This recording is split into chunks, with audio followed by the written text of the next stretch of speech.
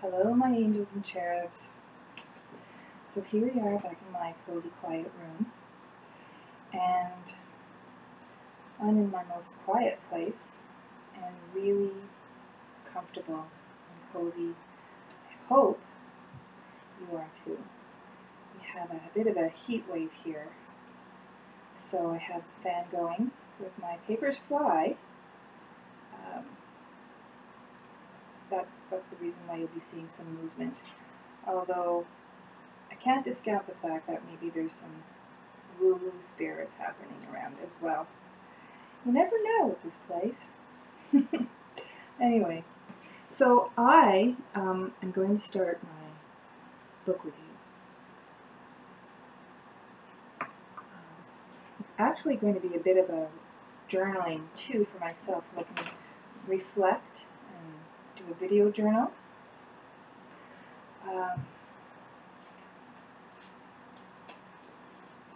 And I covered the first chapter, well, not the first chapter, the first few chapters, the 4 sacred gifts, as I said I would. So this is the first of a short series that I'm starting on my channel.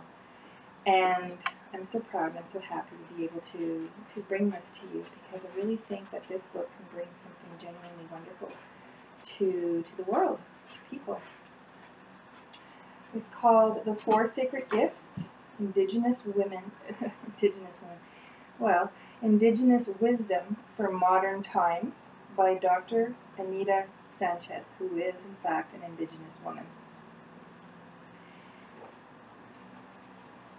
I think being with a book close to me is where I feel most comfortable.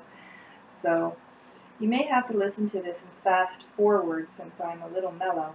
I'm going to try and move through this relatively quickly. I cover her book up until the first of the 4 sacred gifts. And then I'm going to continue with different videos at a different time to review those as well. So in going through the book again, so that I can do this, I did a lot of quotes that I thought highlighted really well what she was bringing forth to the reader. But I also have questions and reflections that I inevitably get when I'm reading. So that is kind of like a processing. That what does this mean to me? I ask myself, and I will include that also in my video journal.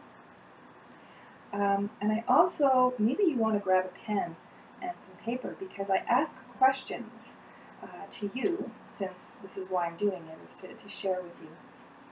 And you may want to take those questions, there's several of them, and include it in your own journaling as a means of introspection. However, what would be really super cool is if you include it in the comments below, or if you want to do a video response. And maybe we can get some discussion going, because you'll see, once we get to the first sacred gift, that's where my own shadow work starts. The other ones are not so bad, but so I have some learning and some processing to do as well. I'm still bringing this to you. So we'll start with page 2. She talks about how Indigenous persons, when they seek guidance, they will seek the wisdom of their elders who are in communion with the Spirit and the Mother Earth. So that right there, in that description, I see, wow, wouldn't I like to have that? A community where you have people with wisdom, and you can go to them when you have questions.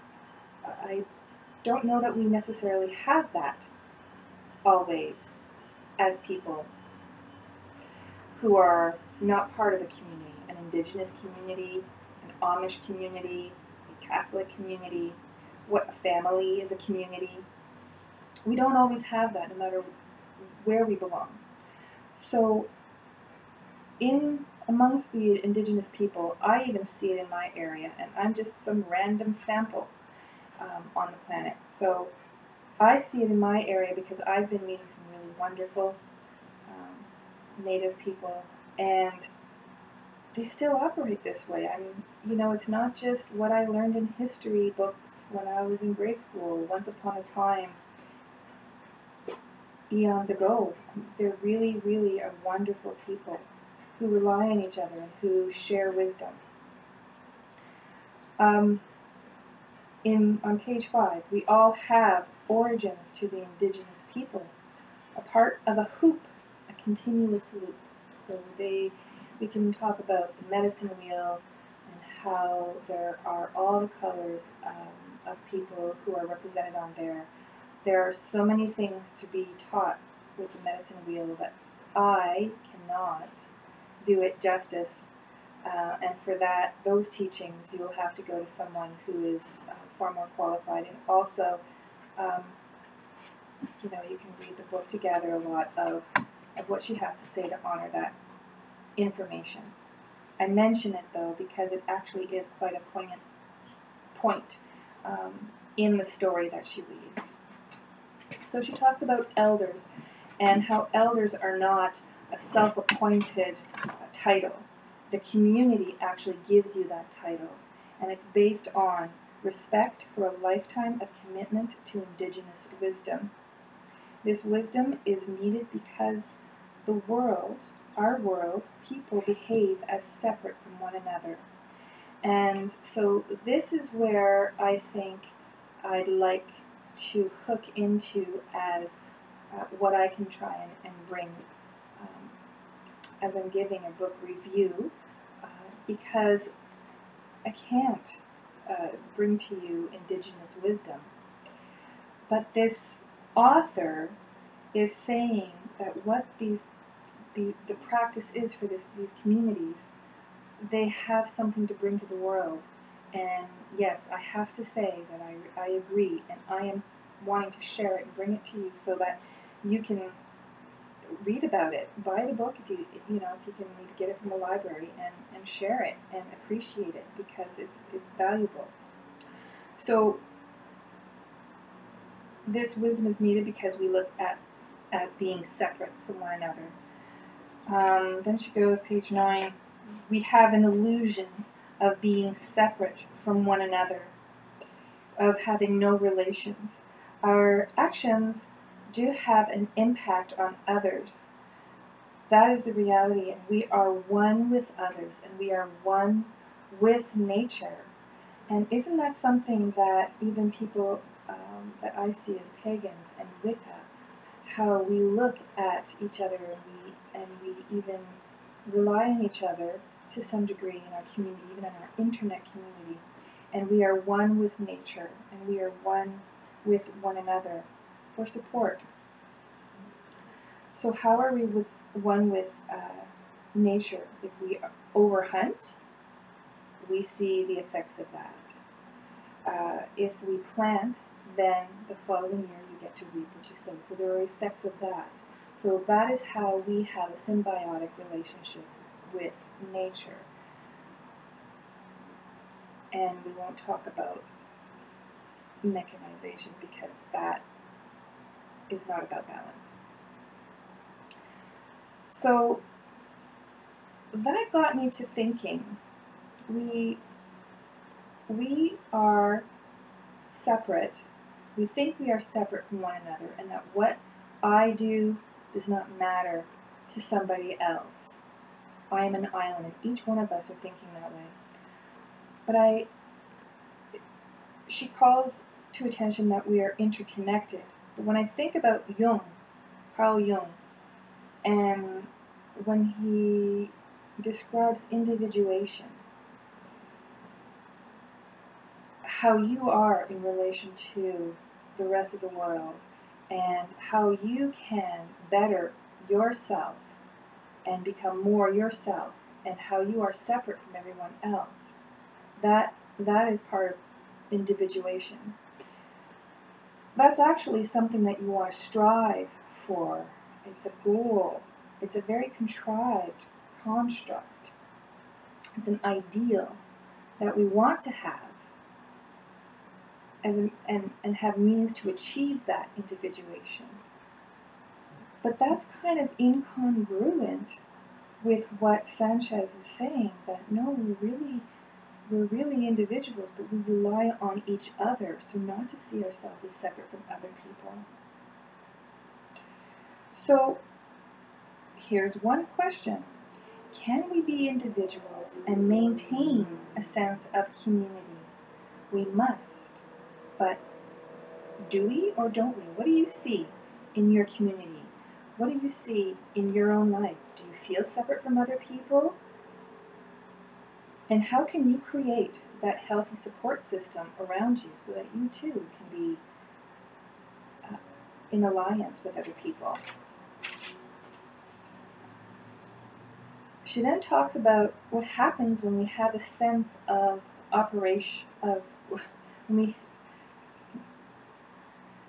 She then talks about what happens when we operate from a sense of isolation.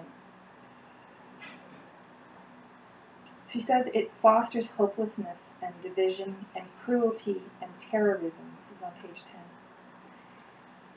Through our collective and our personal fear-based behaviors, we lack recognition of our commonalities and our shared human beingness. So what do you think about that? Can you really appreciate what she's saying here? Do we feel disconnected from others? What do you feel? Is it an invasion of privacy to have somebody in your space? I mean, how much space do you need? We live, how many in a house of how big? And how much of it is spent with each other once we're in that house, in close proximity? How do you foster connection in your communications with others? So, do you pick up the phone? Do you take the time to write letters? Do you invite somebody over?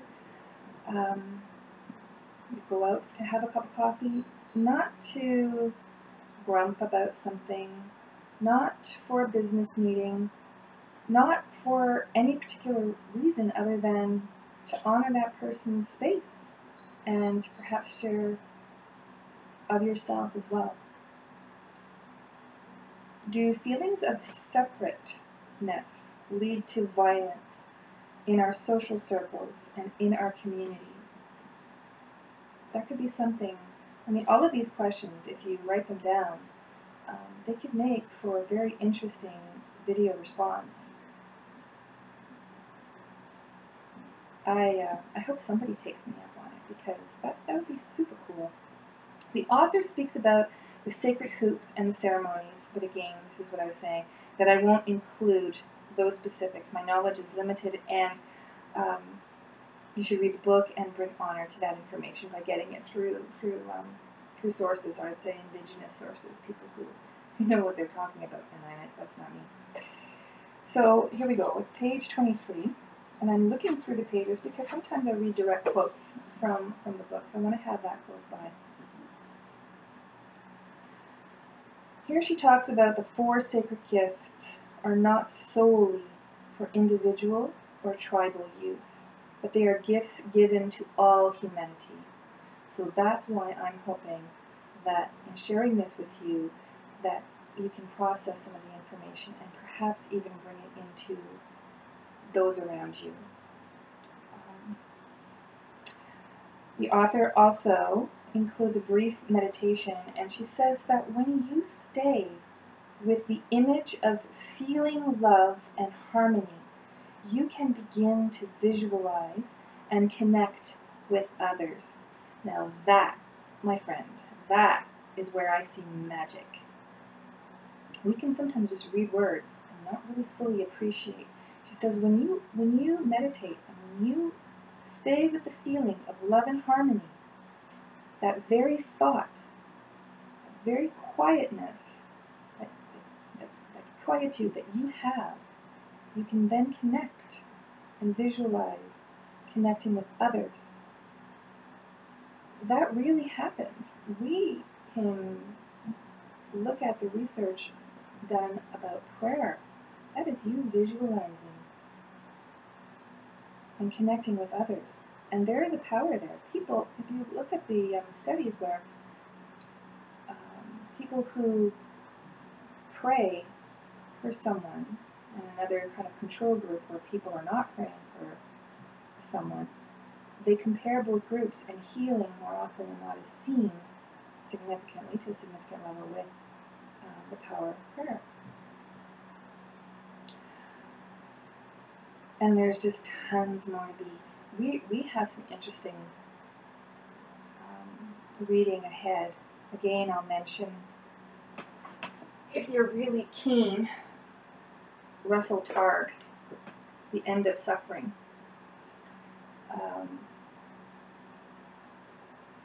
Fearless Living in Troubled Times, How to Get Out of Hell Free. Anyways, he, in some of his writings, I don't know if it's that one or in his Limitless Mind, or Radiant Minds. Here's Radiant Minds. I think that's also Russell Targ. And the Reality of ESP. I don't want to get this wrong. Okay, he's in there. He may not be the only one, but he's in there. So this book, and the Reality of ESP. So I'll have to differentiate where exactly he talks about it. He talks about the power of healing at a distance. Oh, so yeah, so he's a physicist. He's a physicist, retired now. Used to work for the U.S. military. So you can look at his research. But there's also, I mean, we look at Reiki. Now, I don't know what people think about Reiki, but that's also another way where when you see healing at a distance, when you see connecting with people at a distance, when you don't even have to be there, when you just quiet your mind and you're connecting with other people and affecting other people, can you appreciate how powerful that is? Okay, maybe I'm just flipping out all by myself, but that is awesome. Well, it's my own video journal, so I can flip out. I think I really need some tea. Okay, so stop talking about the 4 sacred gifts and name them. Okay, the first sacred gift. Da, da, da, da. The power to forgive the unforgivable. Oh la la. This is where my shadow work definitely begins. I will tell you what she says. Let's go to page 29. Now I have a bit here to read because this is actually a very powerful entry. And hold on to your socks because you'll have a thing or two to say about it. No, this is the chapter 3. It is a hot, humid, midsummer afternoon in 1969. My mom, younger brother, sister, and I are in the kitchen having a tall glass of ice-cold Kool-Aid. There is a knock at the door, and as always I follow my mom to see who it is. There stands 2 police officers. I am frightened to see them because they generally show up in our neighborhood to arrest someone. While watching television, I see them fire their guns at black people and other protesters. One officer asks my mom, "Are you Mrs. Sanchez, the wife of Philip Sanchez?" "Yes." "Ma'am, may we come in?" My mom opens the door, leading them into the living room. The policeman pauses, then says, "I'm so very sorry to tell you that your husband was in an accident, and he was killed at the scene." I stand there dazed. I feel my mom as she leans heavily on me, but after a moment she somehow recovers. The officers ask if they can sit down and ask a few more questions. "Mrs. Sanchez, do you know anyone who would want to hurt your husband? Anyone who would want him dead?"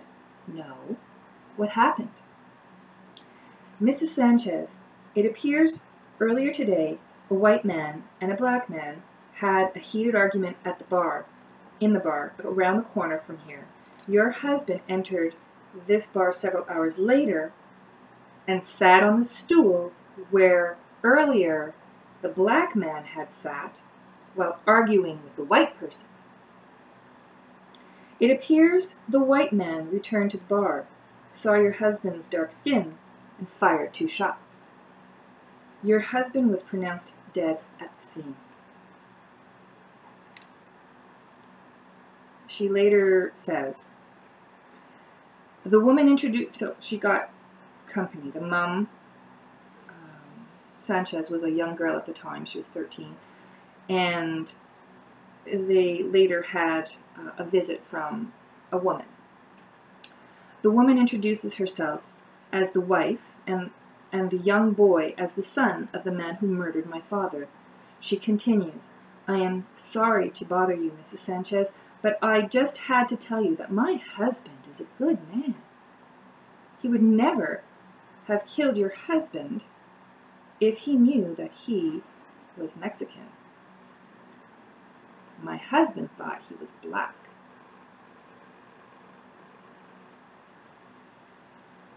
I can hear you rolling around right now. I got it. I got it. Believe me. It took me a couple of times to process that. I got it. We'll continue. My mother's stern voice interrupts the woman. Stop, stop. You do not even know what you are saying. You do not even know the kind of hatred you are speaking in front of your son. I want you to know that I will try very hard to pray for you. But now get off my porch. Okay. And what can I say after that? Obviously, there are issues of racism. And killing somebody of one race, killing somebody of another race, you can't sanction either one. Okay.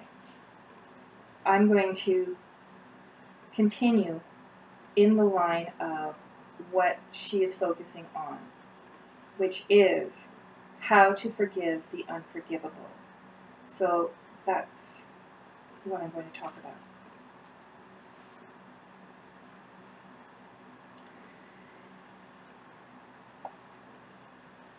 She talks about the death of her father and what it meant to her, because what you find out later in the book is that she describes years of sexual abuse by her father and during childhood up to that point. So the death of her father is the end of sexual abuse for her.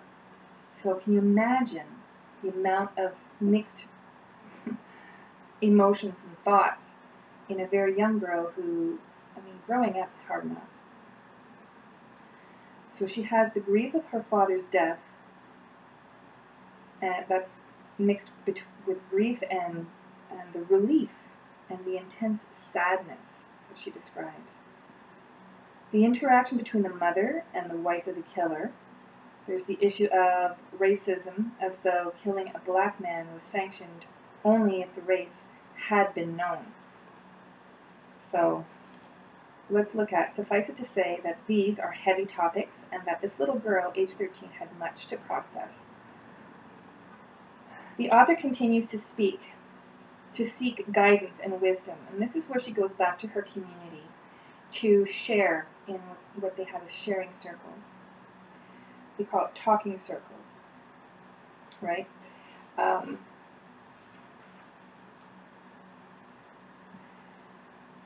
The talking circle is, I don't know if you've been part of a talking circle, but in it, everybody takes a turn speaking, and you honor someone with the silence and listening, which amongst Indigenous people is a real skill that they're very, very good at. So it's a place of belonging, of trust and safety, modeled on Indigenous practice. In talking circles, only one person speaks at a time, and silence is allowed. Each person has the opportunity to speak, and all other members listen with dignity and respect and without judgment. Now, this is where you might want to look at a video,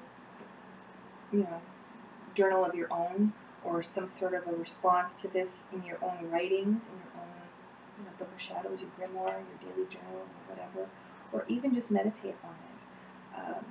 But I think some of these things are worth thinking about. The talking circle, it's time to process how you would relate to your world.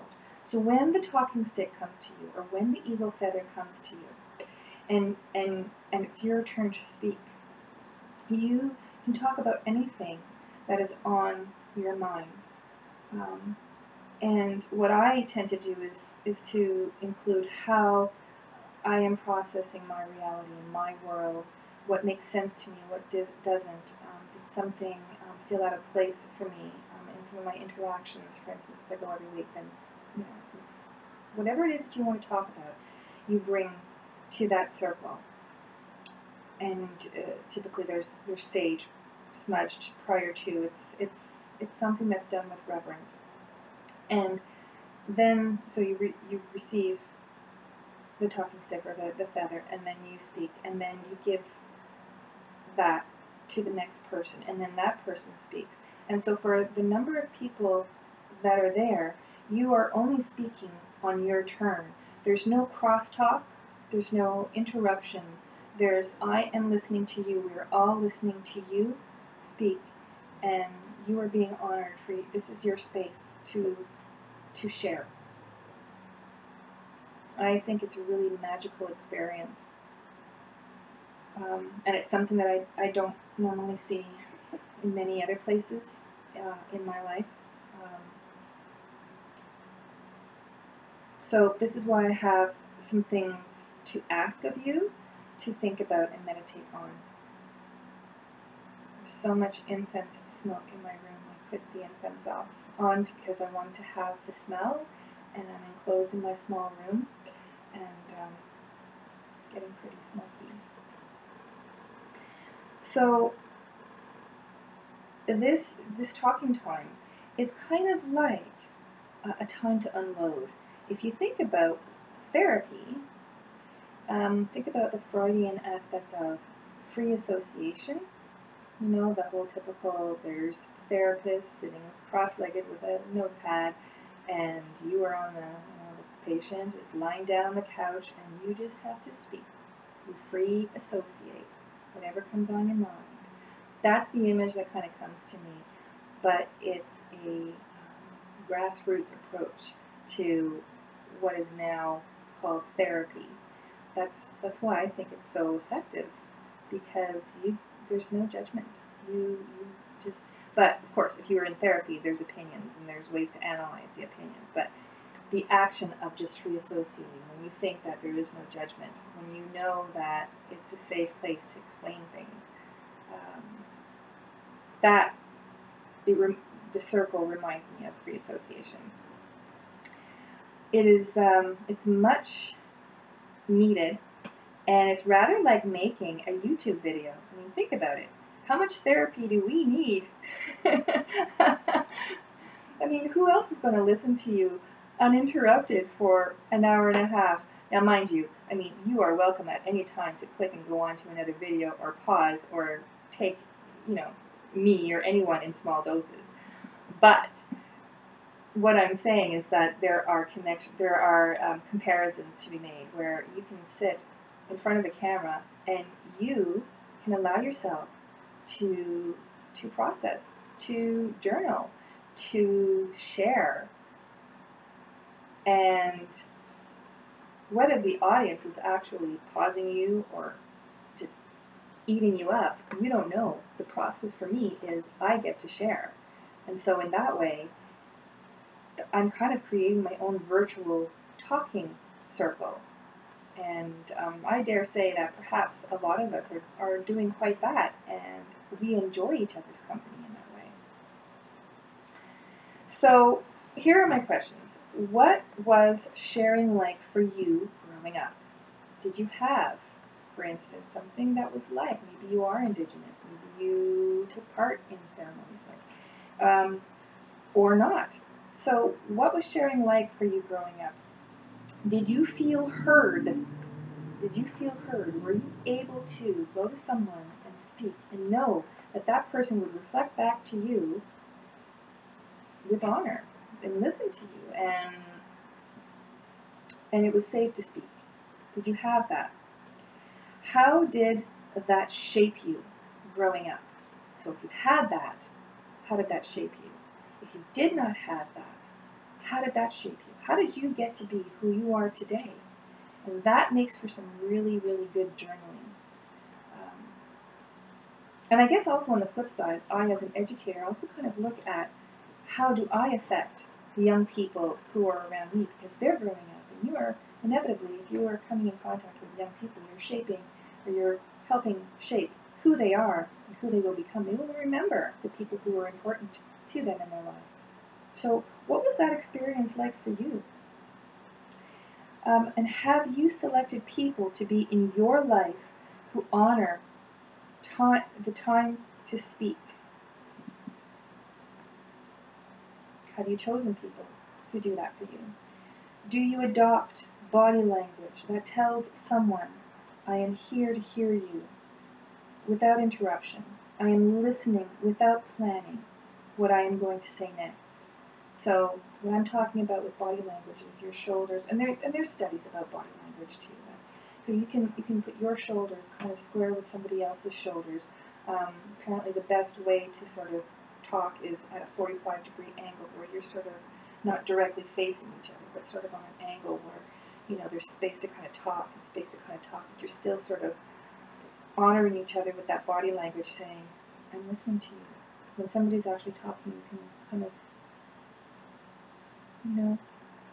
listen and lean in, and when you feel yourself wanting to interrupt, when you think about what you're going to say next, that's the time to stop thinking about what you want to say next. Because if you're thinking about what you want to say next, you're not listening to what the other person is saying, right? You're just waiting for that millisecond when they're going to take a breath in, so that you can, cut their thought and add, because what you have to say just is so important. No, really be there for someone and listen.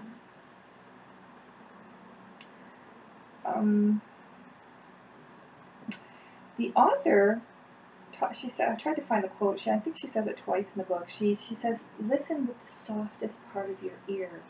And I just wanted to ask you what you think she means by that. Listen with the softest part of your ear. As I'm talking about body language, that kind of came up. So your shoulders. And when you feel that you want to interrupt, listen more with your body and with your mind. Honor that person's experience. They need to speak. And then, by modeling this always, and eventually others will learn to do this, because you are giving your gentle example to others. This whole bit that I was just sharing with you, that's not in the book. That is purely my experience and my thoughts that came up when I read the book, because of my experience with being in sharing circles and talking circles. So that's part of what I learned.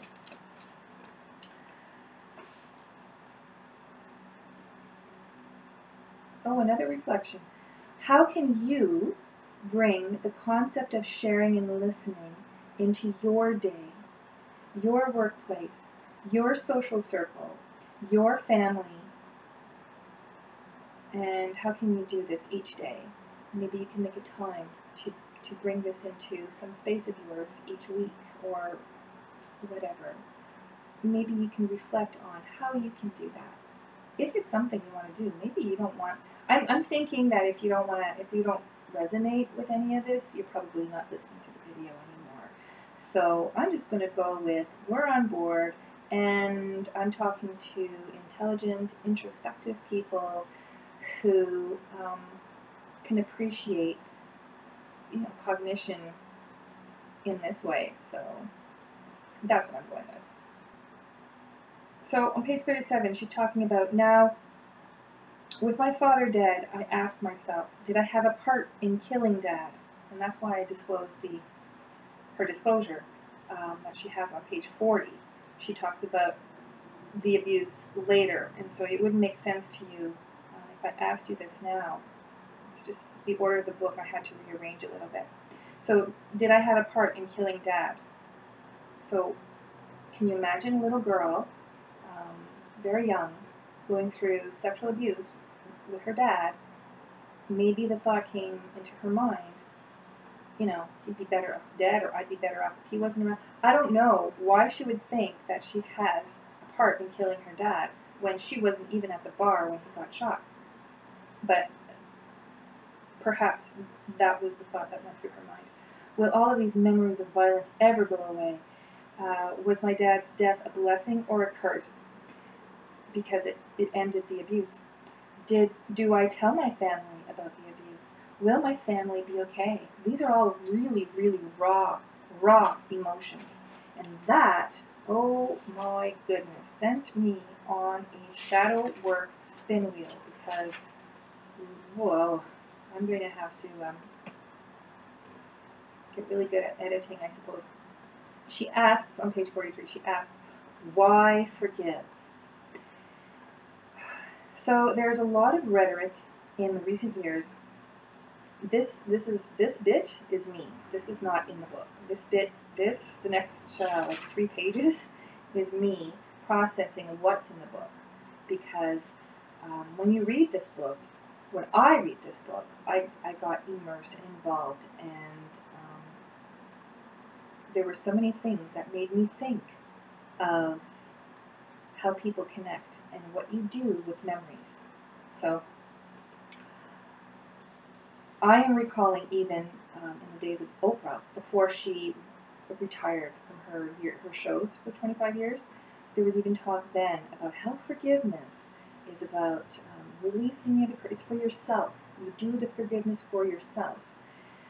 The math of that really, I guess maybe it's part of the Queen's English or something. I don't understand forgiveness in that way. I understand forgiveness as, you have offended me, you say sorry, I say yes, I understand that you have regret, and I forgive you, we are now okay, and we can go and play together, or move on and be friends. But it seems like in recent years, there's additional meaning. That's just, the word forgiveness is fraught with a new pop culture that never was there before. And I think if you have a word like forgiveness that has to be interpreted with books and all sorts of super analysis, I think that perhaps what you're looking for is a different word. The concept of releasing and letting go for your own good, I think, is good therapy, but I don't know that it necessarily is under the umbrella of forgiveness. So that is my beef with, that is my criticism of what is said in here. But it's not just here. It's in our culture. It's been cultivated over decades. At least 1 or 2, at least 10 years now or so, maybe a little bit more. And you'll see why I think it's somehow imposing quite a bit on a victim of abuse. First of all, I want to say that not all offenses are created equal, and so therefore forgiveness is not a blanket requirement for everybody. You don't have to jump to it and owe somebody forgiveness so that you can feel like you've been healed. And why would you need to prove that you're healed? That's your own personal process. Somehow I feel a judgment coming from somebody. Oh, you're not healed. You're really not truly healed. You still have a lot of healing to do on your journey because you haven't yet forgiven him for doing blah, blah, blah. That's a judgment. That's an opinion that I'm not even sure that anybody's entitled to. It's pulling a heavy on a victim of abuse. In this case, because she's talking about being a child. Now, maybe in therapy, maybe in somewhere along the way, this particular author, I'm not sure, might have made a connection that I have yet to see. And I can appreciate that. We all have lots to learn. I'm right there. It takes time to forgive. It may never happen, and that is truly okay. When a betrayal of this magnitude happens, you continue to carry part of this hurt child in you. It should not be your duty to hurry up and force forgiveness, to fill up some social script. The checklist of what we have to do now is what now is decided as appropriate behavior to demonstrate healing, like adulting. So if you're carrying a small child, a small wounded child, you shouldn't have to be forced to do this adulting. Now, in saying that, I can appreciate, okay, so if you're not able to do your adulting of your own inner story, core being, then yes, that indicates a lack or shortage of healing. But I don't think that that healing has to happen through forgiveness. I'll continue to explain.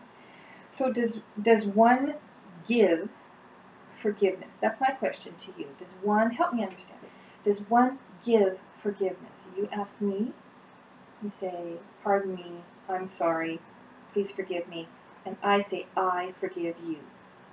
That to me sounds like I'm giving something to you. In that way, that's probably why I'm thinking it is owed to that person, because it's something that is offered. And I have a problem with owing something to someone who you really don't know if there's even any regret, if they're even asking for forgiveness, or not. And I know that in the rhetoric that we've been hearing in pop culture, that it's not even necessary for the person to ask for forgiveness, because that person may be dead. Her father may be dead. And can you forgive him after he is dead? Yes, you can. My question is it necessary for healing? And why? How does that math work out? This is my processing. So, must one forgive after abuse? Possibly. I can imagine at one point after years of abuse, or after abuse, years go by, and at some point, you just don't give a darn anymore. Maybe you're just so tired and disinterested and weary of carrying the memories and carrying the pain and carrying the conditioning that you've received at that point, that perhaps changed things in your life, maybe missed opportunities or what have you, because you were conditioned that way. At some point, you might recognize all those things and just say, I don't give a snit anymore. But that's healing. That's letting go. That's releasing. That doesn't necessarily mean that you forgive, because forgiving means I'm giving you forgiveness. That's what I'm understanding. And the correction of that is something I don't get. If forgiveness is something I do for myself, as the pop culture would have you understand, could there be another word for it? A word that does not sound so absolving of the other person. Release, perhaps, or responsibility. Release accountability of the abuse. Maybe we can use those words. Release the expectation that the abuser and the enablers of the abuse, like her mother and like everybody who conditioned the circle for her to be fallen victim, to be selected for abuse, because that's what happens with what's called grooming. You know, to release the expectation that the abuser and the enablers even appreciate the pain that is caused by the abuse. Can you forgive that? Maybe that's why you forgive them. They just can't appreciate the pain that you have inflicted on this young person. Forgiveness may feel like a forced interaction between the victim and the abuser, which my little note here says I call BS. So that was in my own processing. It does seem like a forced interaction between the victim and the abuser. To expect someone to give forgiveness to the abuser in order to prove that there has been adequate healing, which seems to be somehow the message. I am actually introducing a lot of frustration that I've had in listening to pop culture about forgiveness. And it has been so pervasive in the media over years that I am sure that anyone who would be interested in listening to this video for this long would probably have come across, or you can do some research and come across, the whole issue of forgiveness and how it is now to me, sounds like some backward way of becoming holier than thou. So you may accept that the abuser has limitations. Forgiveness may require from the abuser a recognition of responsibility, of choice, of accountability, of regret. Okay? That's what I think forgiveness requires. I would need to see from somebody or understand from somebody. There's a recognition of accountability.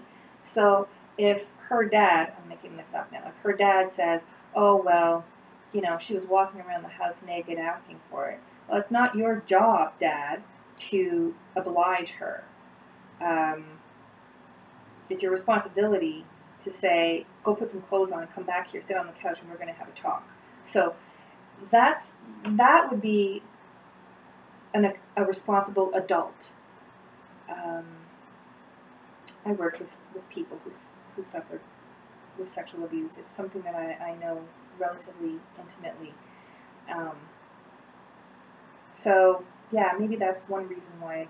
There's a lot of reasons, actually, I have to tell you, that this book, I had a lot to say about this particular aspect. So if I have something to share with the world, I will, because I think there's a lot of processing to be done. There's a lot of abuse that has happened, and people, I do believe, will have something to say in response. So it's a discussion worth having. To release painful connection to memories of abuse may require a word that begins with F, but it's not forgiveness. That may not be the correct word. Obviously, I'm still processing. Who decides when to forgive? Now that's what I'm saying. You know, when the person has been abused, it may take a long time, and at some point that person decides if they're going to forgive, if forgiveness is even necessary, what they need to decide if they are healed and how much healing has to happen. If somewhere along those years, or along that time, somebody comes along and says, oh, you haven't reached forgiveness and you haven't reached healing because you haven't forgiven. That kind of little nagging voice, I'm imitating that nagging voice because that's what it sounds like. It sounds like a nagging voice, it doesn't sound right to me. Is there a progression to forgiveness? I know there's a progression to healing, and that's why I think healing and forgiveness are mutually exclusive. I think there are blurred lines here, that healing is a process, and nowhere along the line should you go along to somebody and say, this is the measurement of healing that you have, and you should be there at some point, but I know that right now the healing you've done is inadequate because you haven't reached that point. How is that helpful? If one does not forgive, does that automatically indicate the presence of something sinister like hate, blame, shame, weakness, a lack of something on the part of the victim? So if she had not forgiven her father, does that mean that she's carrying hate and shame for the rest of her life and anger? I don't necessarily think that it does. And that is some of the judgment that people will impose on someone else. We have to be, forgiving everybody. Now, this, I have to say, is in context with the abuse that she suffered. And that's what I was saying in the beginning, is that not all offenses are created equal. Somebody stole a wheelbarrow from my driveway last year, and I did a spell working, and my dragon is still guarding my spell jar. And I intend for that person to come back and bring me a brand spanking new wheelbarrow because that was taken. And I needed to work out that frustration, and that's how I did it. No, I don't have a wheelbarrow. Don't ask. Don't even ask. So, anyhow, the thing is, not all offenses are created equal. That kind of an offense, that theft, may require forgiveness from me. I don't think it does. I think the guy's a twit. I saw him do it through my window. He doesn't know that I know. Anyways, that offense may or may not require forgiveness. It may not even require for me to do any healing. Maybe I still have to do a little bit of healing about that. But the thing is that the magnitude of that offense is quite different from the sexual abuse that Anita Sanchez suffered. And it's quite different from the suffering that was caused from, the shooting of her father. So not all offenses will affect everybody the same way. So I think it's really, I don't know, I may be talking, somebody may just say 10 words to me, and all of a sudden everything's going to be so clear, and I will just be spinning my wheels on this video for no real good reason. But this is, I've really put some thought into this, obviously.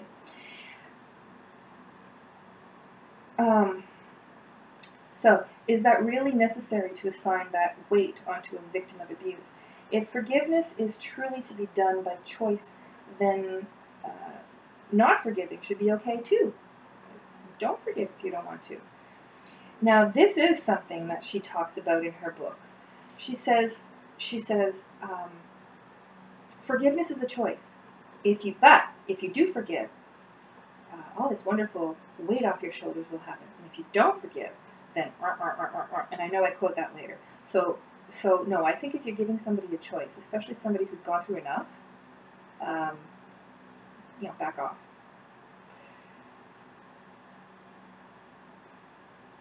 To say healing depends on forgiveness is narrow-minded and judgmental. I can imagine no longer giving a snit, but that is not forgiveness. I can imagine coming to the realization that replaying the abuse in your memories is no longer worth doing. I can imagine realizing that the abuser is pathetic, but these are not forgiveness. These are signs of healing. And so that's why I think healing can be done without forgiveness. And in fact, not forgiving can be rather healing because, you get to keep a little of your own after a lot has been taken away. Has anybody ever thought about that? I haven't heard anybody say that, but, I'm not above saying it. So, why forgive? Sanchez says, on page 44, and what am I reading?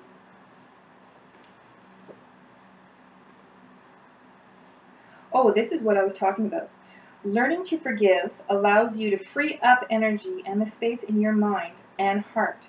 It allows you to seek compassionate justice in fostering a world of caring, equity, and inclusion, not as a result of wild and wounded revenge, but ultimately out of peace. Now, in context, not all forgiveness is created equal. That's my interpretation. When she says that is the part where I'm understanding. If you forgive, weight is off your shoulder. If you don't forgive, then you are carrying all kinds of wild, wounded revenge. And I'm not so sure that everybody who gets hurt carries revenge. I know I've had lots of hurt. I know that it comes from dealing with not nice people. I also know that it comes from being a very sensing person who's sensitive, and I've had to temper that and work through that. And nowhere in there is it revenge. To me, revenge is you want to, harm somebody else. To me, this, spell work, that's how I work through my feelings. That's how I work through my own, when I want to grump and I want to process something, I want to purge something. That's what I do. That's how I use it. That's one of the ways that I use it. So not everybody wants to seek revenge. And so to assume that not forgiving, it means that you're carrying revenge, and wounds, I think is incorrect. Much longer, Papa Smurf. Well, it's not far now. I mean, at any point you can go to you can take this in bits and pieces. And I'm aware of that. So while I have time to do this video, I'm plugging through. Sanchez says, page 45, forgiveness gives true freedom. How do we forgive? When we choose to end suffering we experience from any hurt of mistreatment. Forgiving releases the pain and resentment and allows us to be more fully in the present. Okay? So that's what she's saying. My question is that what she's saying? Is that healing or forgiveness? I think, again, the concepts are being convoluted. They're mutually, I see healing and forgiveness as mutually exclusive. Page 46, to be a whole human being is to live in harmony and connection with all of life. 47, to forgive does not negate the wrong that was done for you or the feelings that you are experiencing. That is Sanchez saying that. That is important. To forgive does not negate the wrong that was done to you or the feelings that you are experiencing. You don't have to bury those feelings. She also says, forgiving the unforgivable does not mean the avoidance of justice. So if somebody has killed someone and you forgive them, it doesn't mean that they then don't have to do their time. Forgiveness is not about forgetting. It is a choice to forgive or not. Now, again, I put a little bubble with my thoughts in there. Tongue-in-cheek, if you forgive, you heal. That is the message. When she says it is a choice to forgive or not, I am hearing if you forgive, you heal. But if you don't forgive, you are labeled as damaged in our current pulp culture. And I think that's not right. She says, if you choose not to forgive, you choose to carry a toxic hatred and pain. And that was on page 50. So again, see, that's where I see that when we were reading, and you can see when you can read this with pretty much any book that talks about forgiving, there's these embedded sort of blaming undercurrents that are given. If she says, if you choose not to forgive, you choose to carry toxic hatred and pain on page 50. That, I don't agree with that, that's all. Okay. So I think forgiveness may or may not be necessary. It's no one else's concern. It's not anybody else's business but your own. It's intensely personal. What I do know is that if you choose to forgive an abuser, it will happen when you are truly ready and willing, and not as a result of having been hurried and pressured and guilted into doing so by some popular expectation. Having said that, when you're applying this concept to world issues, forgiving other people, or community issues, and you have to forgive other people, I think it's a good exercise to go through to try and forgive someone. I really do think it's a good exercise to at least mentally go through. Ultimately, the decision to forgive or not is yours, and it does not stifle. The concept of revenge, that is a behavior. That is not a mental process or concept that stays in your mind.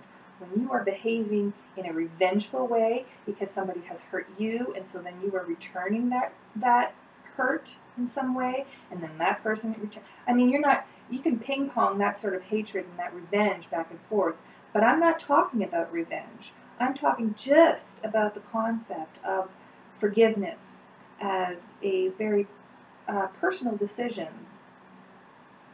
There you go. Sanchez on page 53 addresses these arguments. She says, this is unfair. To be the one who is abused and assaulted and then to have to be the one to forgive. So she talks about that.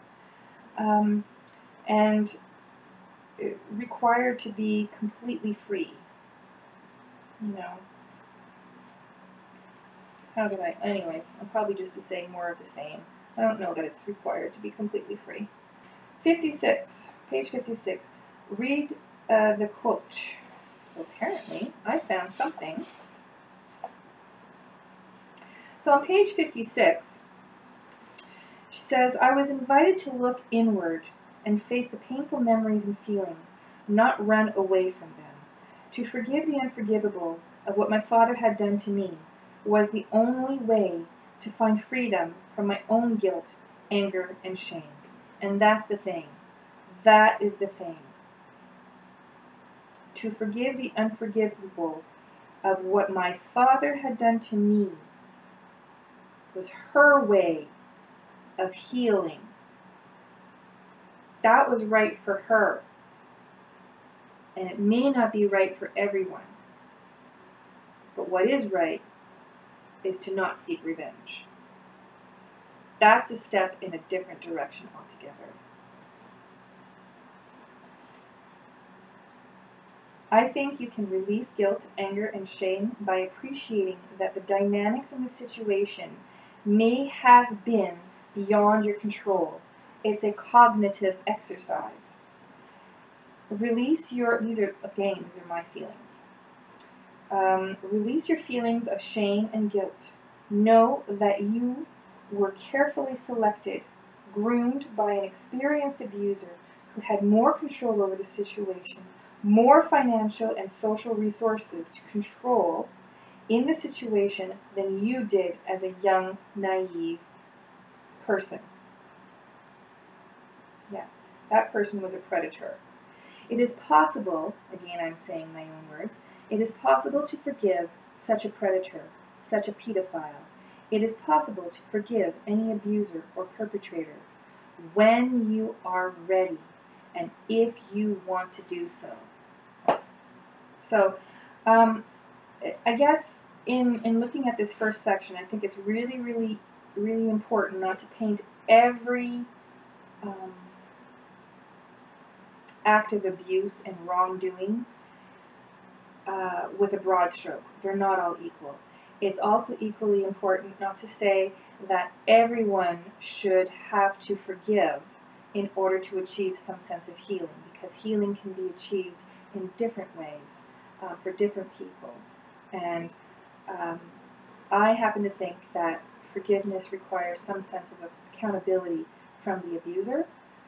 And when you're talking about these things being applied to the workplace, I think you're talking about a lot lighter topics. I mean, somebody who can be very mean to you in a workplace, you're talking about social dynamics and power struggles, where ultimately you deal with those things for a few hours a day, several hours a day. You become a family with those people.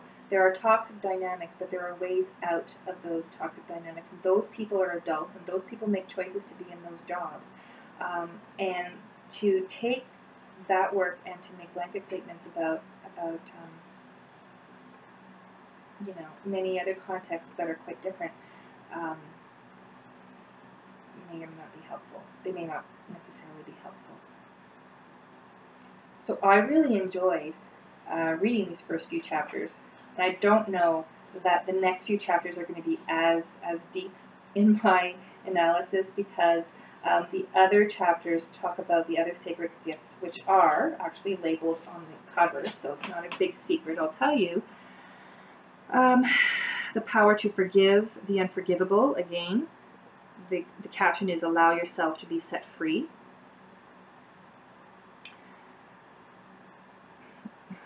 The power of unity, which the underbelly is to understand that you are never alone.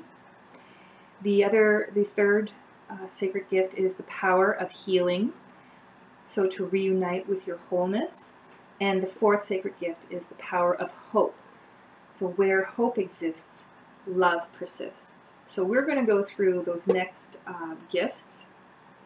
I don't know when and I don't know how, but it will be soon and it will be somehow. So onward and upward, I really enjoyed doing this with you. I hope that you have something to chew on. I really hope that you do pick up this book, and if not, then pick up another one and enjoy the read. I look forward to your comments below, and any kind of responses that you want to give that are constructive and helpful. I mean, you can say, you know, Butterfly, I'm not digging it. You can disagree with me, but, you know, let me know why. Let me know what I'm missing. Let me know how I could be processing things differently. Because it is something that I've really given some thought to, and over a lot of time. I've been thinking about these things way before I even came across this book. So I look forward to sharing with you very soon. Onward and upward, and like and subscribe if you want to see more of the same. All right? Take care and have a good day.